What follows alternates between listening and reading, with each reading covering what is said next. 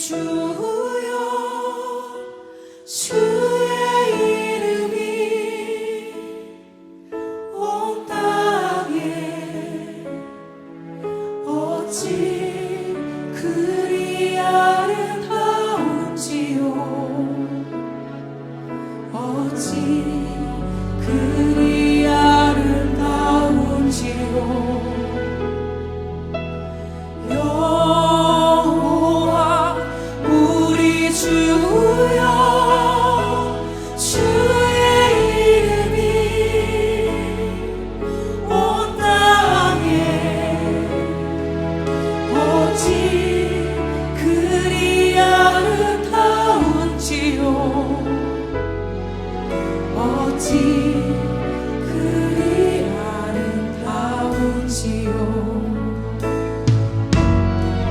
주의 손가락으로 지으신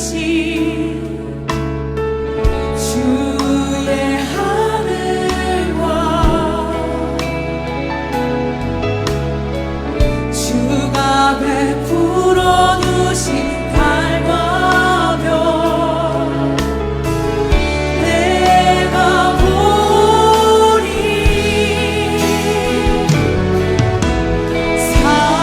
사람이 무엇이 관대 주께서 저를 생각하시며 인자가 무엇이 관대 저를 공모하시나이까 여호와 우리 주여 주의 이름이 온 땅에 어찌 그리 아름다운지요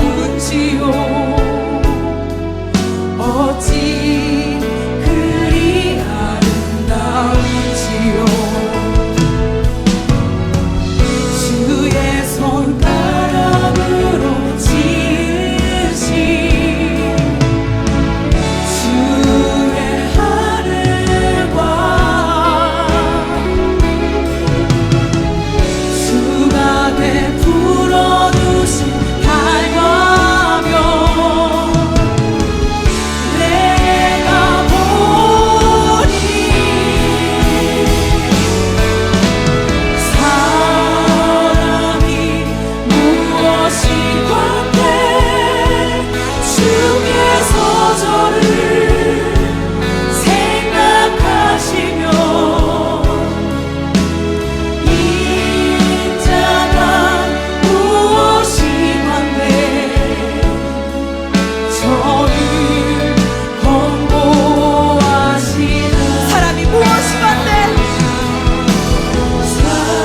사람이 무엇이 관대 주께서 저를 생각하시며 인자가 무엇이 관대 저를 여러분들만 고백하겠습니다. 사람이 무엇이 관대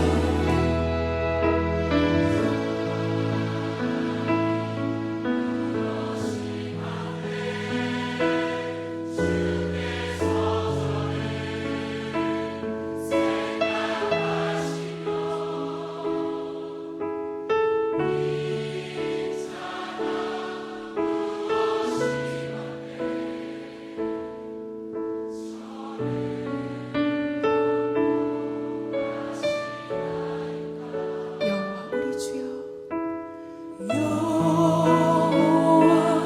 우리 주여 주의 이름이 온 땅에 어찌 그리 아름다운지요 어찌 그리 아름다운지요 여호와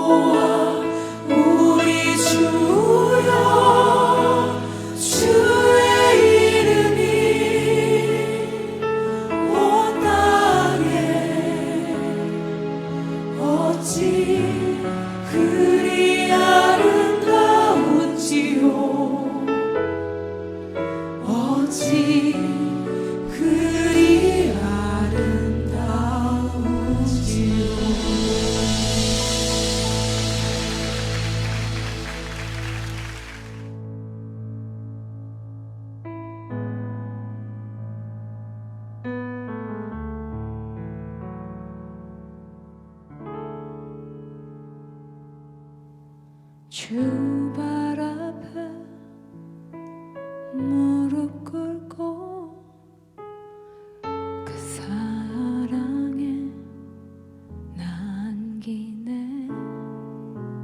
어떤 말도 그 어떤 소리도 그 발 앞에서 잠잠해지네.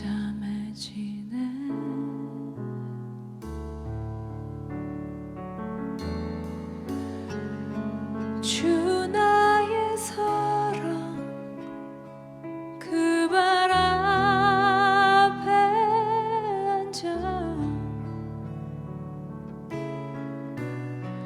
내 모든 기도는 사랑의 노래가 되네.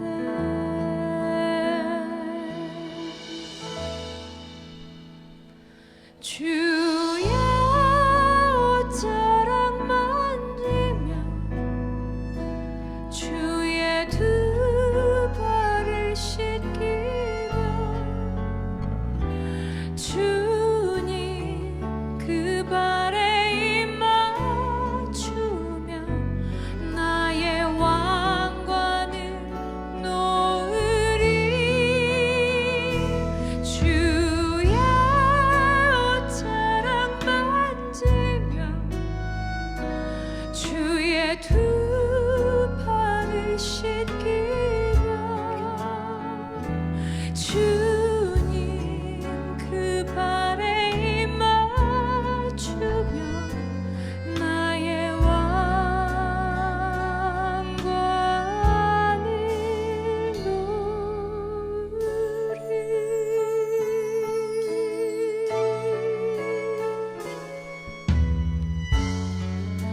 주 나의 사랑 그 발 앞에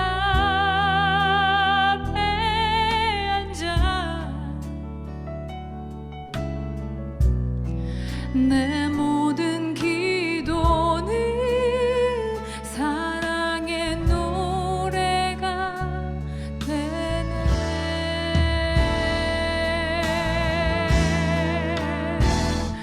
주의 옷자락 만지며 주의 두 발을 씻기며 주님 그 발에 입 맞추며 나의 왕관을 놓으리. 주의 옷자락 만지며 주의 두 발을 씻기며 주님 그 발에 입 맞추며 나의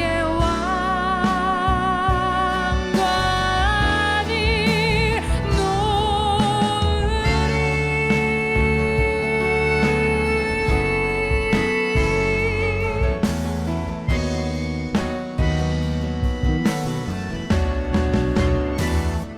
주의 옷자락 만지네 주의 두 발을 씻기며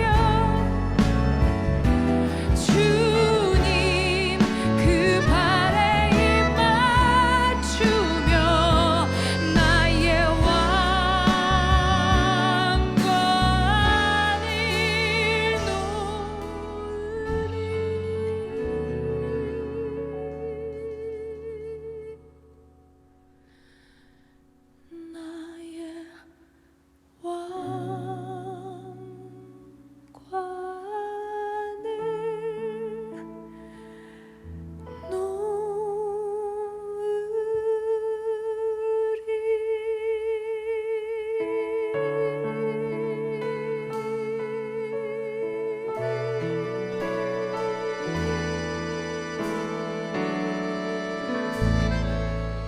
힐라교회 다음 세대의 담당자 김동기 목사입니다.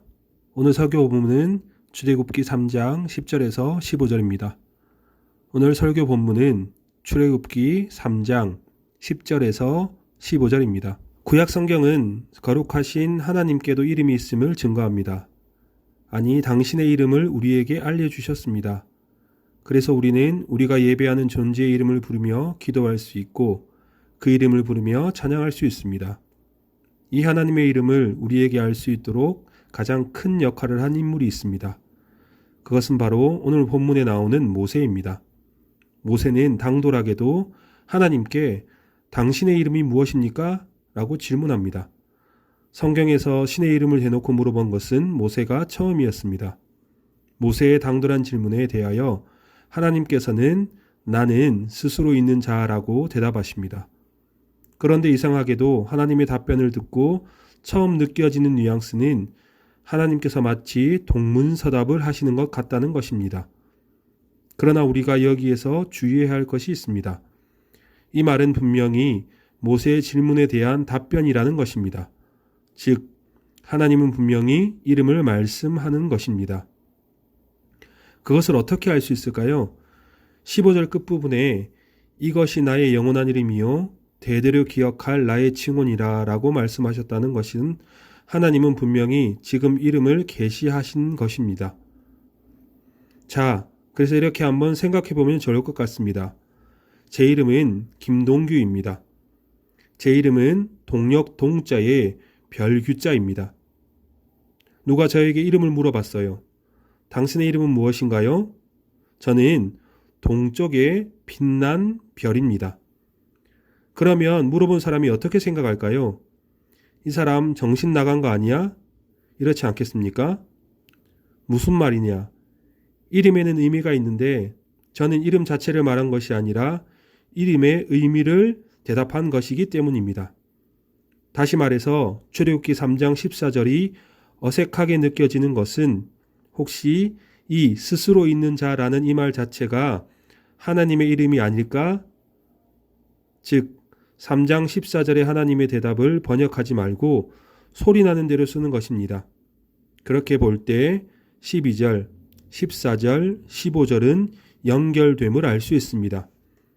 무엇보다 12절 말씀을 비추어 생각해 볼 때 하나님의 이름 속에 들어있는 핵심 의미는 바로 내가 너와 함께 있을 것이다 입니다. 이집트에서 신음하고 있는 이스라엘 백성들에게 가장 필요한 이야기가 무엇이었을까요? 내가 너희와 함께 있을 것이다. 학교에서 아무도 나를 알아주지 않고 혼자 있는 것 같아도, 직장에서 나를 알아주지 않고 혼자 있는 것 같아도 하나님은 너와 함께 계시다라고 하는 의미라는 것입니다. 그렇다면 이번에는 예수님의 이름을 생각해 볼까요? 예수님의 이름이 예수죠. 예수는 구원이라는 뜻입니다. 그런데 예수님에게 또 다른 이름이 있다는 것을 알고 계신가요? 예수님의 또 다른 이름은 마태복음이 간직하고 있습니다. 마태복음 1장 23절에 보면 다음과 같이 말하고 있는데요. 보라, 처녀가 잉태하여 아들을 낳을 것이요 그의 이름을 임마누엘이라 하리라 하셨으니 이를 번역한즉 하나님이 우리와 함께 계시다 함이라. 아멘. 놀랍게도 예수님의 이름 임마누엘에는 이런 의미가 있습니다. 함께 있을 것이다. 즉 구약 성경의 하나님의 이름 여호와 에흐예와 일치합니다. 구약에서 이스라엘은 파라오의 지배와 기나긴 애굽의 노예 생활 속에서 여호와라는 이름을 모세에게 듣고 하나님의 역사가 시작되었습니다. 신약 성경은 죄와 죽음의 권세에서 신음하고 있는 인간을 향해 하나님께서 아기 예수, 인간 예수님으로 오셨습니다. 그러면서 하시는 말씀은 바로 임마누엘, 내가 너희와 함께 있을 것이다 라는 의미입니다. 여러분, 성경이 증가하는 하나님의 본질은 바로 함께 하심입니다. 이것을 어려운 말로 임재라고 하지요. 하나님의 함께 하심을 어떻게 알 수 있습니까? 하나님의 함께 하심은 우리의 기분이나 감정에 좌지우지되는 것이 아니라 오로지 성경의 약속에 근거합니다. 성경이 약속했기에 우리는 성경의 약속대로 믿고 믿음으로 이 땅에서 하나님의 동행하심을 확신하며 살아가는 것입니다. 그리고 예수님은 마태복음 28장에 이렇게 말씀하십니다.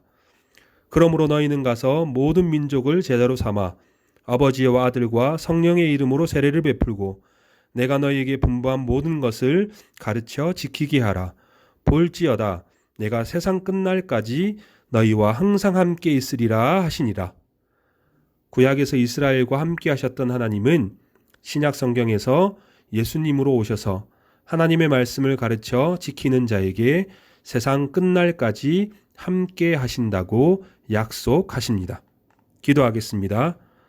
사랑의 하나님, 구약 시대에 신음하던 이스라엘 백성들에게 하나님의 이름을 알려주시며 그들과 함께 하셨습니다. 이제 우리에게 예수님을 보내주시고 임마누엘이라는 이름을 통해 우리와 함께 하겠다고 약속하셨으니 우리를 인도해 주시고 붙들어 주세요. 예수님의 이름으로 기도합니다. 아멘.